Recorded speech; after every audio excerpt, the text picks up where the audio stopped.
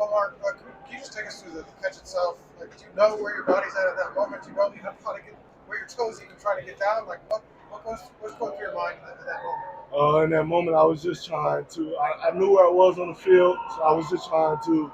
When I went up for the ball, just try to get my feet as far inside as I could, and just come down with. Make sure I came down with it, and I was able to do that.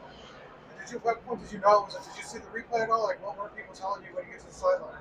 I seen the replay, and it was a really close call, and I felt like it wasn't enough to overturn it, and so it was a blessing to be able to make that play. We'll go Seth and Daniel. Kind of a two-parter. Fernando, you come out there, 2 minutes left, no timeouts, have to go 80 yards. What goes through your mind in moments like that? How do you stay cool? And Omar, what gives you as a receiver the confidence to believe in Fernando in moments like that? Yeah, first I want to shout out. I mean, just the entire team and coaches were always having belief. The defense, we had a 4-minute drive that that didn't go as planned. We had to punt it back to them. Our defense got a great stop. There were 2 minutes. The first play, we got a sack, and I think we're on the 10-yard line.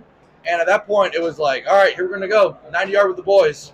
To kind of throw back there at Cal, and we ended up doing it. Hit Coop on a seam, and we need that one play to get our momentum going. And we know who our identity is as an offense, and we know our coaches are great, our players are great, and so we always had the confidence and unwavering confidence in each other. Although the crowd was rocking, and it was like a prime Penn State crowd, and it was like a prime scenario out of a movie. But I'm just so honored and just give God all the glory.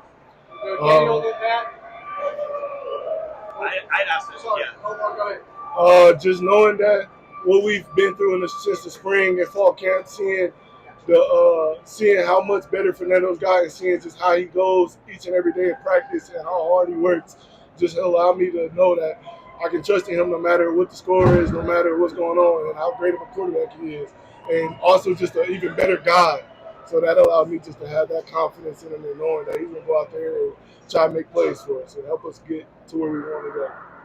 We'll go Daniel, then Matt. When you have a play like that in a crowd that's rocking and it's loud and then it's just silent, what is that like for you guys?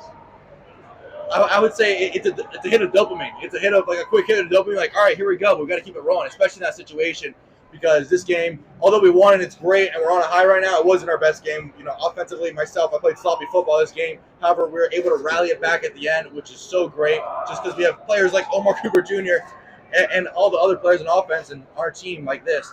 So I would say that, especially it's such a rocking crowd, when you hear that silent and then you get hit and you throw, then you know it's completion. So it's definitely a little joy.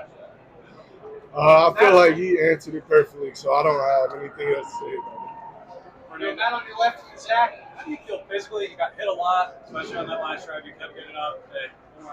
I think he made his case today, but can you make his case for the Heisman? So, yeah, I mean, physically, I feel good. I would say I'm a larger quarterback, but to see what the defense, special teams, and offense, especially the offensive line, what they're going through, battling every play, I can't stay on the ground. No matter how hard the hit is, no matter how much it hurts, when seeing those guys and seeing Charlie Becker's over there, my roommate, or seeing Omar Cooper Jr. take a hit on the seam, or seeing, Pat Coogan, Khalil Benson battling their butts off, I know that I'm going to put my life on the line for the team, and I'm going to die on that field. I will never sub myself out in that instance, and I would die on that field for my brothers. I feel like just knowing he was playing a good team, and Fernando doesn't really worry about the Heisman. He's worried about who our next opponent is, and he throws that out his head and doesn't allow that to affect him. It allows it, and which allows him to continue to play free and continue to just push us to where we want to go to. You guys want it from, don't you? The same way I want the Blindikoff for all my receivers, the same way I want the best offensive lineman award for all my offensive linemen, running backs, tight ends, and the defense. So I think we're all at the end. That's the end goal, but our goal isn't to win the Heisman, isn't to win the Blindikoff, isn't to win all the other end-season awards. Our goal is to go 1-0 against Wisconsin, then beat Purdue, and then have our best playoff yet, and try to go 1-0 each week. That's really our goal, and all that stuff will come and it'll tumble in. But we're really focused on the next week on Wisconsin right now. So Zach, Brownie, and then Sammy. Fernando, you brought it up. The game last year, the drive last year against Stanford. Where does this rank? What makes you so This by far is the best moment of my career, and to be able to share it with such amazing brothers like a Cal, Cal, it's still an amazing brotherhood and still have a lot of good friends over there. But to share, to see what all we've been through the Iowa game, through the Oregon game, to now the Penn State games, those are all games you have circled, especially being away before the season. And no matter what the record is, Penn State is still Penn State. Their fans are still Penn State fans. And so these are game-winning drives that you dream of growing up as a kid. And so I can say that I think this is the top of my career right now, and the top moment I've had in my career, and I've so much joy in my heart to share with the program and all my teammates. Sammy and Jared, Fernando, it seems after you throw an interception, you seem to lock in more. What about that refocus you had this pick six in Oregon, and then went down and got the game-winning drive? They threw an interception, game-winning drive. What does it refocus you? Yeah, so obviously I always want to be locked in, and I always strive to be locked in and recommit to the process every single play. That was a bad decision to me. I should have checked it down to our running back right there.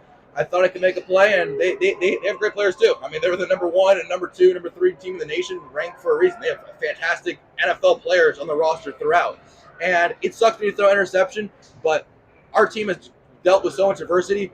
Myself, Coop, all of our players have dealt with so much adversity. Coop being at Indiana 2 years ago, dealing with that adversity, and now become one of the best receivers in the nation. Myself being a 2-star, and a lot of our players on our team were never, the 5-star guys who's never been punched in the mouth before. And so I say whenever we get punched in the mouth, we've been there before, and we know, and we have belief in each other. So, I always try to commit to the process, but it is a little reminder, like, hey, we got to lock in a little bit more, especially now, where it's the moments where fundamentals win the game. That last 2-minute drive, it's like, all right, a crazy Superman play is not going to win the game here.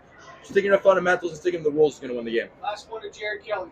Omar, where does that catch rank on the catches you made throughout your career? Definitely got to be first. The Michigan one is up there. The way that I backflipped and landed on my head, but the fact that I was able to control my body and get a foot in bounds and also catch the ball and score, that's just definitely got to be my favorite play of my career so far. Have you ever jumped that high before? Yeah, I actually have. I used to play basketball, so I used to love dunking. So just knowing that I had the opportunity to showcase it, and the game was on the line, so knowing that I had to, it was a blessing to have that. Great. Thanks, guys.